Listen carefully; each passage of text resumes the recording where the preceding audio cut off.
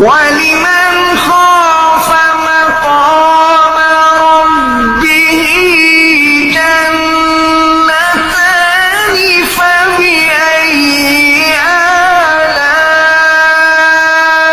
آلاء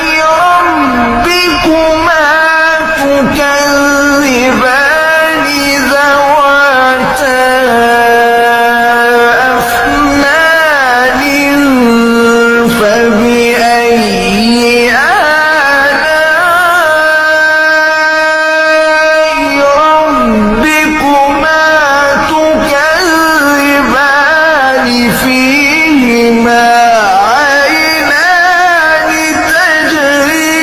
تجريان فبأي